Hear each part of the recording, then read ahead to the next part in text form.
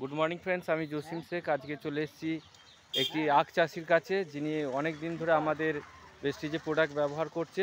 তো সেই চাষির কাছ থেকে ওনার নাম জেনে নেব। ভাই, আপনার নামটা বলুন। আজগর আলী, বাড়ি? আমারটিয়া। আর আপনি আমাদের এই হিউমিক দানাটা আখ চাষে দিয়ে কী লাভ পেয়েছেন? আখ তো মোটামুটি ভালোই হয়েছে। আপনার কি পার্থক্যটা কি বুঝলেন? পার্থক্যটা কাজ ভালো হয়েছে। মানে মোটা ডাঁটার দিকে বলছেন না এমনি কি, কোনটা ভালো লেগেছে আপনার? মোটাটা হয়েছে হ্যাঁ, আপনার, আর এই সরু থেকে মোটাটা হচ্ছে, গাছ ভালো হয়েছে, এই গ্রাম থেকে কাজ হচ্ছে। সরু থেকে মোটা, তাই তো? এই জমিটা কতটা? হ্যাঁ, এই জমিটা কতটা? জমিটা আপনার 13 কাঠা। 13 কাঠা। আচ্ছা, ঠিক আছে, তবু একটু দেখিয়ে দিই এগুলো।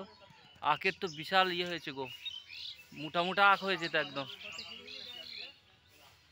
আচ্ছা, এটা তুমি 13 কাঠা জমিতে কতটা দিয়েছিলে? 3 কেজি।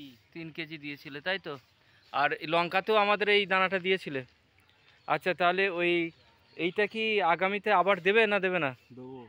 আর এটা কতদিন অন্তর অন্তর মানে দিলে খুব ভালো হয় তোমাদের মতে?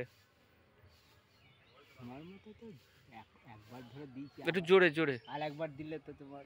আর মাজরার জন্য কি দেন? মাজরা? মাজার জন্য এমনি 100টা পাউডার আর আর মাজার ওষুধ ওষুধ পাচ্ছি। মাজরার কি ওষুধ দেন? মাজার 100টা পাউডার দিয়ে কি কাজ? 100টা পাউডারই চলে যায়, আর কিছু দিতে হয় না? না, ঠিক আছে, ছাটা পড়ে।